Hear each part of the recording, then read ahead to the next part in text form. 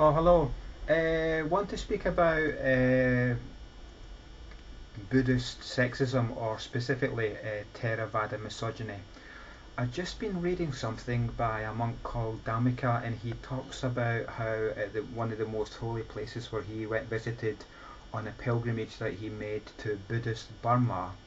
There's a Buddhist statue called the Mahamuni statue, and women were forbidden to touch it. They couldn't even go into the room where the statue was there, because if a woman touches the holy site, the holy statue of the Mahamuni, which is allegedly a famous statue, then the female touch will desecrate the holy image. And it just shocked me because I lived in Thailand for 4 years, and I'd forgotten about the level of sexism that is out there. And I just thought, no, this thing about segregation, about women can go here but they can't go there, men, this is a men only space. It reminded me of kind of like the segregation that was in South Africa before the fall of apartheid, and how at least in the Western world, generally speaking, segregation is associated with discrimination. I mean, not all the time, but generally speaking, as a rule of thumb in the developing Western world, generally speaking, we can say that segregation, like whites only, men only, uh, like it's a sign of some form of discrimination. So I've just remembered about my living 4 years in Thailand. I'd kind of forgotten about it, and I'm going to be controversial and say that there are certain similarities between the Buddhist segregation systems, which are very strong in Theravada countries, that there are similarities between that and, if you like, other segregation systems that practice discrimination. Like, what's the difference between a white only sign, like this drinking tap is for whites only, or this bus is for whites only, which used to happen in apartheid South Africa? What's the difference between that and Buddhist temples, the most holy sites, saying men only, women not allowed? I'm going to propose that it's similar principles. Obviously, in South Africa, it was much more severe.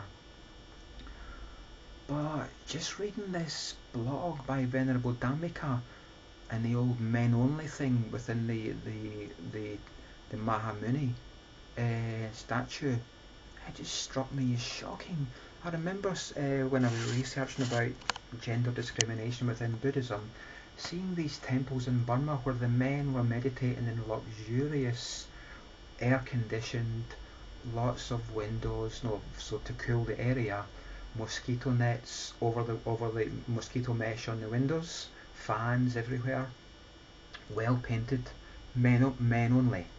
And then I looked at the room for women, and it was tiny, no, it was just, I mean, on a scale of 1 to 10, the men were about luxury, a scale 7, no 6, say, and the women were 1. It was just obvious gender discrimination, and I think it's time to be honest about gender discrimination.